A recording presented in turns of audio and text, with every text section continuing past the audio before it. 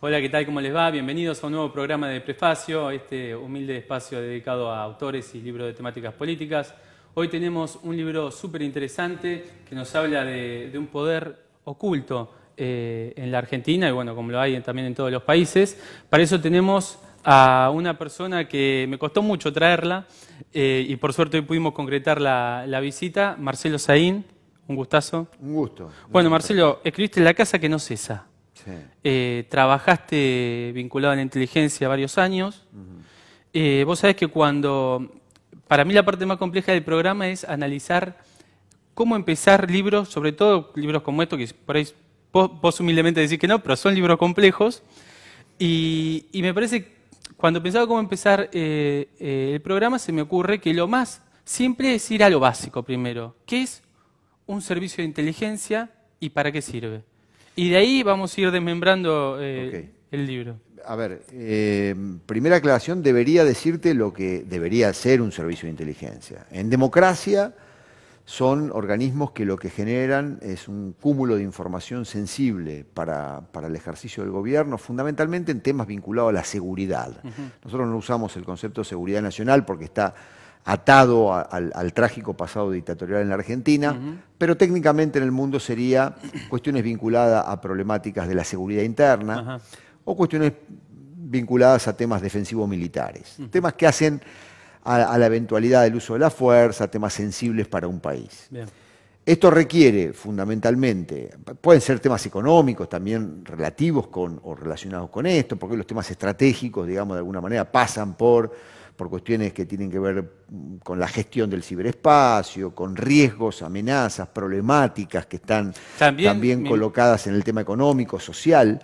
O sea, uno puede tener una visión del concepto de seguridad o de riesgo o asuntos estratégicos bien abarcativo del término. Perdón, Sí. Lo que quiero señalar es, eso requiere, y particularmente en un mundo tan complejo como el actual, que se produzca una información sensible sobre esas cuestiones y que esa información esté sistematizada en bases de datos, disponibles para su uso permanente y analizadas. Y acá hay un punto central, no hay inteligencia sin análisis. La información pura, cruda y la sistematización en base de datos no es inteligencia. La inteligencia implica una tercera etapa, que es la etapa del análisis, de la interpretación, y ahí que es el gran desafío de los servicios de inteligencia modernos. Hay mucha gente, muchos servicios que tienen destrezas importantes para obtener información. La mayoría de esa información es de fuente pública, no son de fuentes reservadas, pero tienen menos sagacidad o menos estructuras o menos capacidades para generar analistas de inteligencia. Son personas que sepan pensar los temas en términos generales. Esto es clave para la defensa nacional, para los asuntos económicos, para los temas de seguridad en términos generales. Los servicios en Argentina, si no me equivoco, tienen casi 50 años, ¿no? Sí, Aproximadamente. A ver, al principio, en los años, durante el peronismo surge esto. Perón era una persona sensible a esto, lo entendía en función de los asuntos defensivos militares. Claro. Él sabía muy bien que para organizar la guerra necesitas información del escenario, del teatro de operaciones, información del adversario, información propia, y él tenía una sensibilidad muy particular sobre ese punto, y él avanzó en áreas claves, estaban muy militarizadas, claro, porque los únicos expertos en el Estado, la única burocracia experta en el Estado, estaba ahí. Pero después de la caída de Perón, se inicia todo un proceso de creación, también a través de Fuerzas Armadas, fundamentalmente el Ejército. ¿Fue exitoso lo que hizo Perón? ¿Estuvo bien direccionado? No llegó, digamos, cuando llega Perón a consolidar esa institucionalidad, ya prácticamente está en el momento de crisis, porque se da 51, 52, 53, y uno no pudo apreciar si eso sirvió o no sirvió. Bien. Pero ahí está el puntapié inicial para dos andariveles, a nivel federal estoy hablando, ¿no? Sí. Un andarivel es la creación de todo un sistema de coordinación a nivel de presidencia, que es el antecedente inmediato a lo que fue la Secretaría de Inteligencia de Estado. Eso se da básicamente a nivel de presidencia, muy militarizado, porque reitero, ahí la burocracia experta pasaba por las Fuerzas Armadas. Bien. Esos son fines del 50, comienzo del 60. Pero por otro lado, se crea algo bastante más oculto, que sigue vigente actualmente, que es en el ámbito de la Policía Federal Argentina, un servicio de informaciones en el área que llamaban Coordinación Federal, ahí en el año 58, y que es el antecedente inmediato a lo que es la creación de lo que se conoce como el Servicio de Informaciones de la Policía Federal Argentina, que está vigente al día de hoy. Y que es yo diría, es la KGB de la Argentina, es una estructura de inteligencia sofisticada que no está formada por oficiales y suboficiales de la Policía Federal, sino que tiene un plantel diferente, con un régimen de personal específico, y que tiene creación orgánica ya en el año 62. Y está vigente hasta el día de hoy. ¿Cómo se ubica? Digo esto porque se lleva la marca siempre la AFI, la CIDE y después la Claro. AFI. Y Pero hablamos está bien, bastante pero menos de esto, que es en un el ca- servicio mucho más sofisticado. En el caso ese es un servicio que depende de la policía. Sí, pero hacen inteligencia política. ¿Y el resto de los servicios cómo se acomodan, digamos, dentro de lo que son los poderes? Vos tenés 3 poderes, ¿dónde lo acomodás? ¿Es un poder que responde eso directamente es al Ejecutivo? No. El Poder Judicial Directamente. tiene como objetivo el ejercicio de la magistratura. Esto es investigar, en el caso del sistema penal, investigar delitos e institucionalizarlos en el marco de juicios. O sea, no tiene... Ahí Porque, la información... porque por momentos pareciera que es un poder aparte, ¿no? A mí yo no toco de adentro, pero por lo que veo afuera es que hay descontrol y cada uno hace un poco lo que quiere, ¿no? Lo veo como Bueno, pero el cierta tema cefalía de la autonomización de los servicios de inteligencia, como así también de los ejércitos y las policías, es uno de los grandes desafíos, porque toda burocracia tiende a la autonomización, toda burocracia va construyendo su identidad, intereses, digamos, ¿no? identidad e intereses propios que a veces son convergentes con decisiones gubernamentales y a veces no. Digo, Obama en toda la etapa de negociación con Irán, en el último momento de su gobierno, que llega al acuerdo del 5+1, bueno, tuvo un esfuerzo enorme de la CIA para boicotear eso.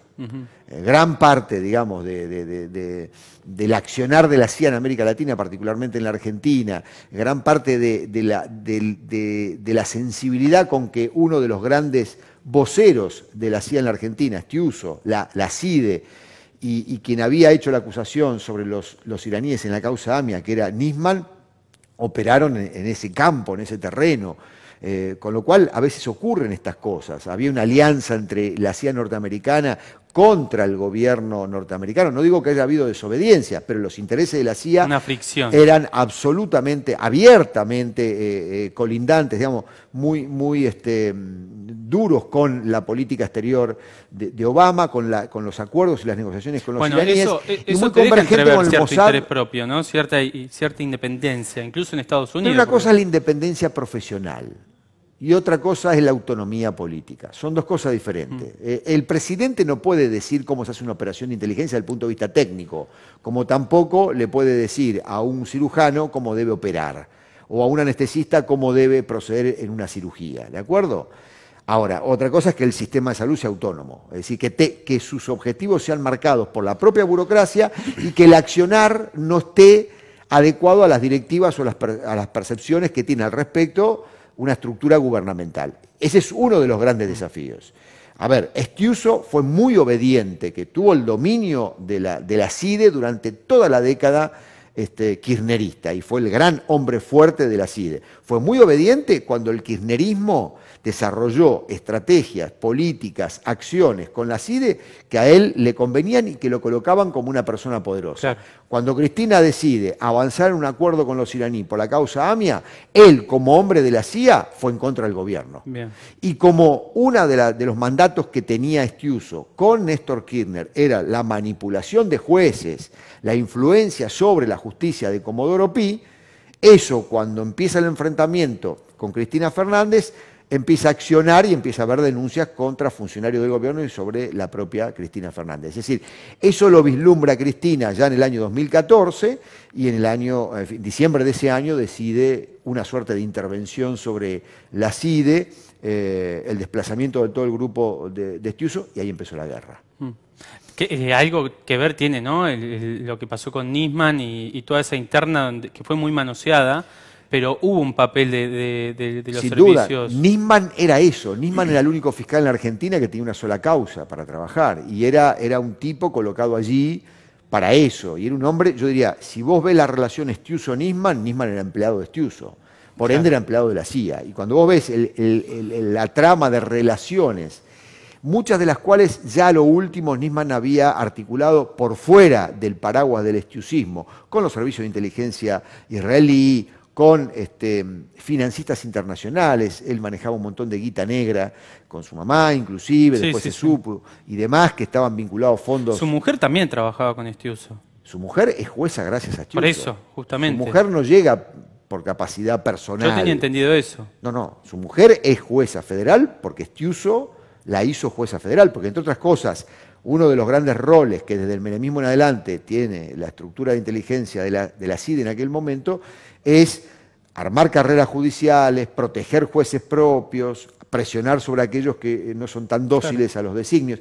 Ha habido una encamada entre servicios de inteligencia, fiscales y jueces federales muy importante. Esto lo comienza el menemismo.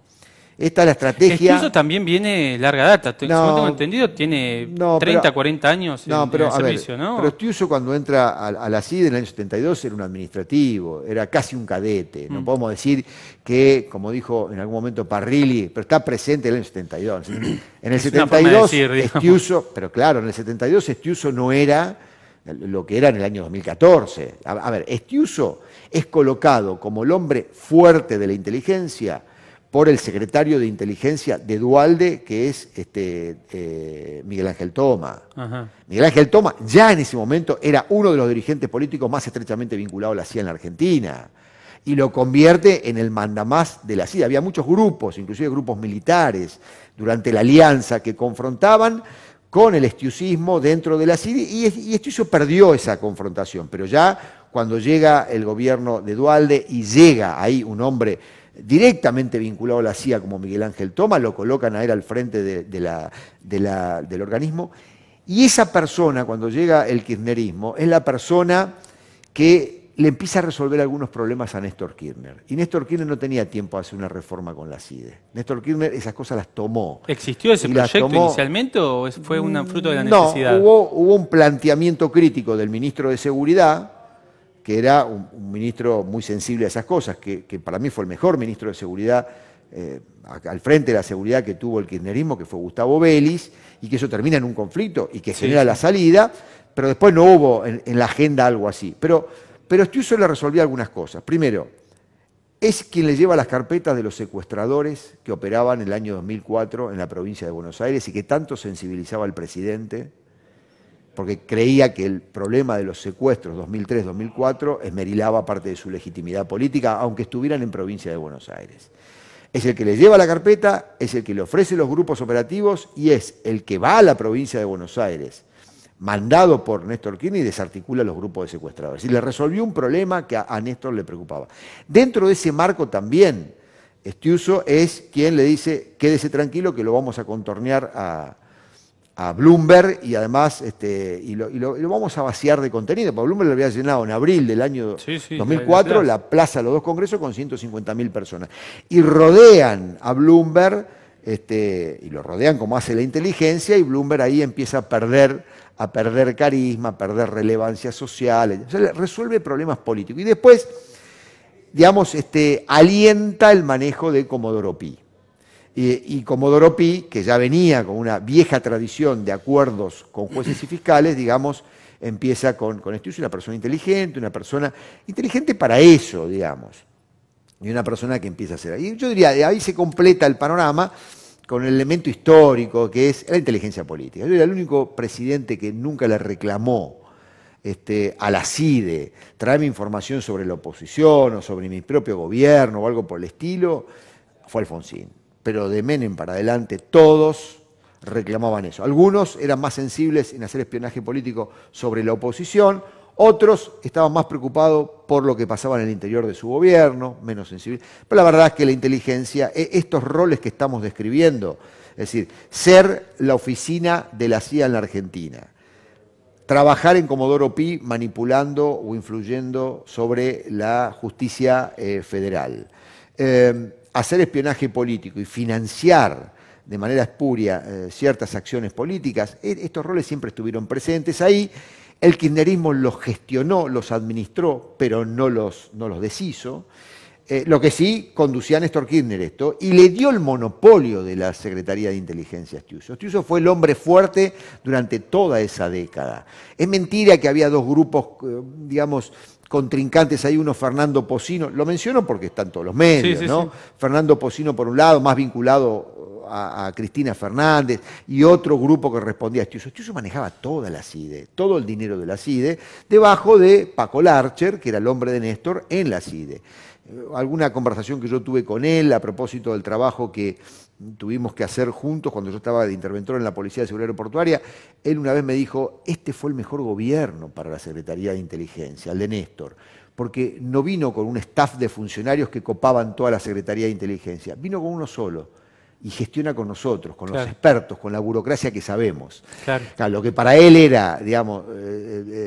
¿qué tenía? El control de los organismos de inteligencia a través del gobierno de los propios espías. Claro. Por lo menos el control operativo, no el control político. Ahora, ¿el uso que hacía del servicio vos crees que estaba bien? Era coherente con lo que le reclamaba el poder político. El poder político le reclamaba eso y él lo hacía. Cuando se rompe ese acuerdo tácito, es donde empieza la guerra entre Cristina Fernández y Stiuso. Y ahí está un poco lo que antecede esto que yo trabajo en este libro. Pero es una necesidad política entonces la reforma. Es una necesidad política si vos sos un presidente y no querés abrevar en el espionaje político. Si vos sos Macri y a vos te traen en bandeja espionaje político, manipulación de la justicia, financiamiento espurio, encubrir delincuentes financieros y económicos que pertenecen a tu gobierno, hacer operaciones contra la oposición. Digamos, si a vos te da todo ese combo y ese combo Macri dice, sí, lo quiero, y bueno, pone a su amigo arriba al frente de la inteligencia y eso es lo que hace la inteligencia hoy en la Argentina. ¿Vos querés una gestión democrática de esto? La CIDE hay que cerrarla, la AFI hay que cerrarla. La AFI no sirve para otra cosa que no sea espionaje político, manipulación de jueces y fiscales y operaciones encubiertas. Incluso hasta hoy, ¿no? Coincidirás. No estoy hablando ahora, estoy hablando concretamente ahora. No saben hacer otra cosa que no sea esto. Arriba es el hombre que gestiona este aparato que hace estas funciones. Hay una política de Estado, una continuidad desde el menemismo hasta ahora en ese conjunto de roles. Cambió la situación, a veces el organismo lo domina uno, lo domina otro, pero la cosa es esta. Reitero, espionaje político, operaciones judiciales, operaciones contra la oposición. Arriba tiene algunas particularidades.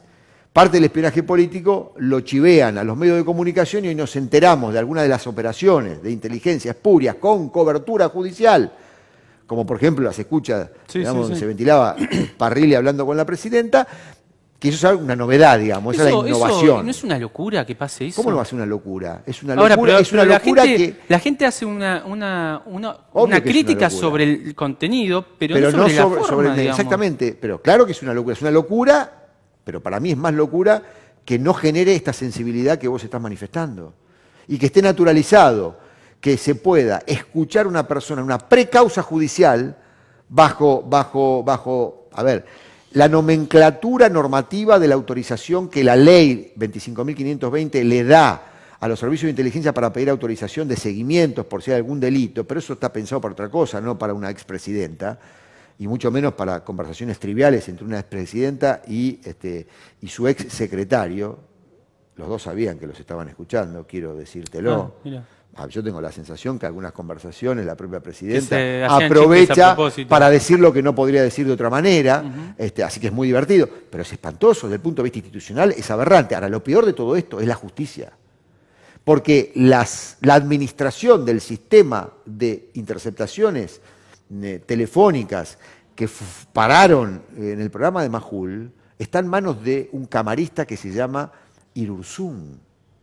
Y está en manos del presidente de la Corte, que es candidato a presidente eterno en la Argentina desde hace 10 años a esta parte, que es Lorenzetti. O sea que cuando las escuchas estaban totalmente gestionadas técnicamente por la CIDE, nunca hubo filtración pública. Ahora las escuchas son gestionadas por el Poder Judicial y aparecen en todos los medios.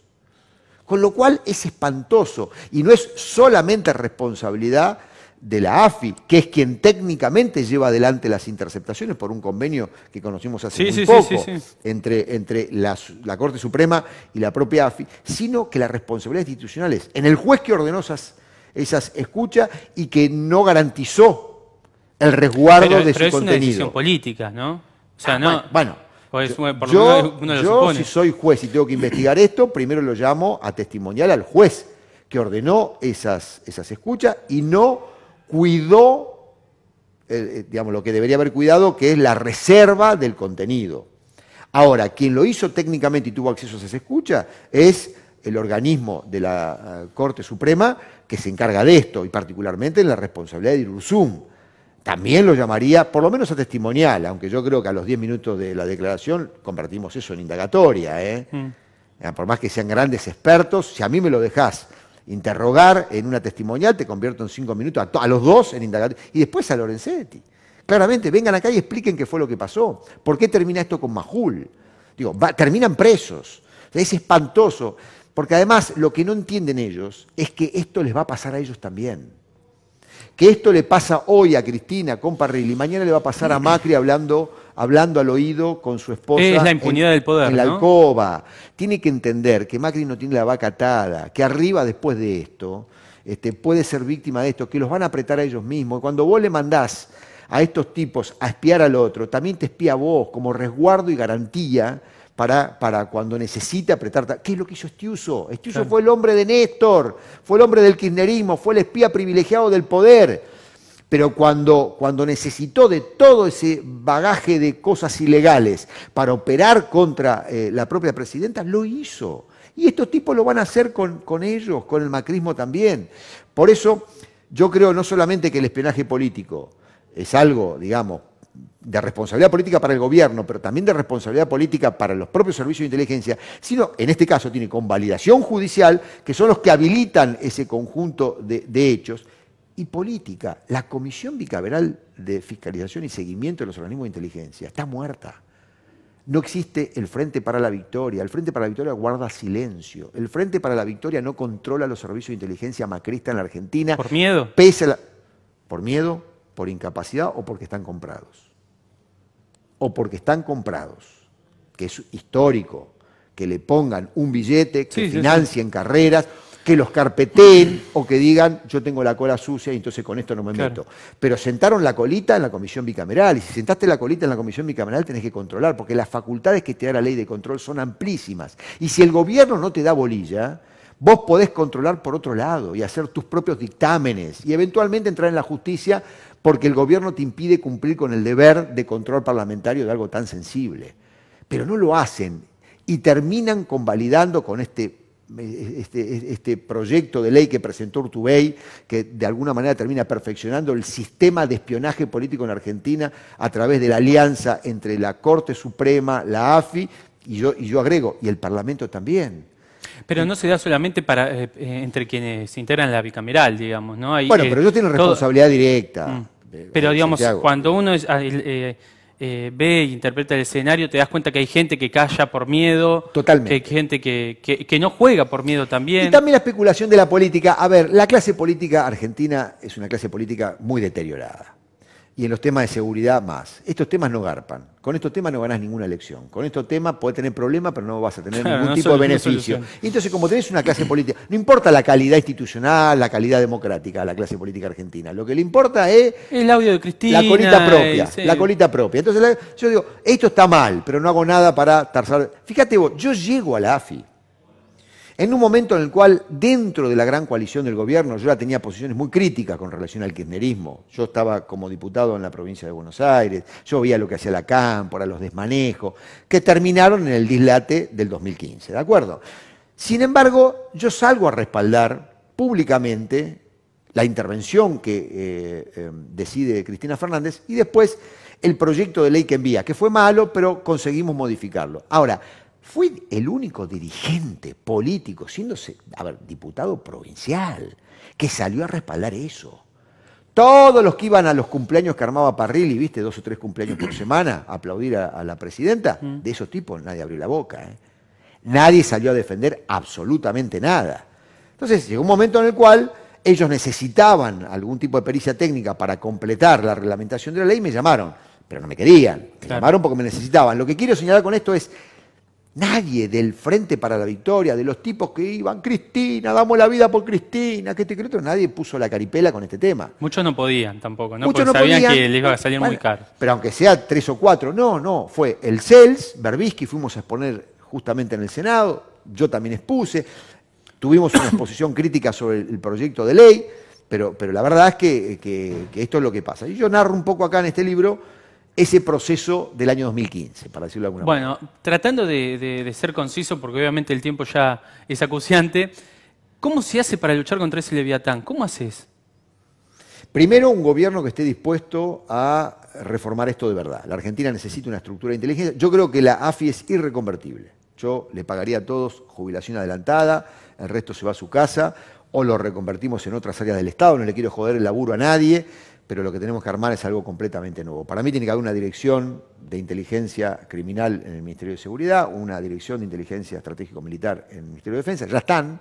Ahí producís en estas dos áreas, un área que haga seguridad presidencial y en todo caso contrainteligencia, protegiendo al presidente y al Poder Ejecutivo, y cerremos la AFI porque para lo único que es irreconversible. Hay muchos vicios, me imagino, ¿no? Que son imposibles. La brecha entre lo que hay ahora y lo que se necesita es tan grande que hace que un proceso de cambio sea irrealizable. Entonces cerremos esto, que no sirve más que para hacer espionaje político, y vayamos a un esquema institucional completamente diferente.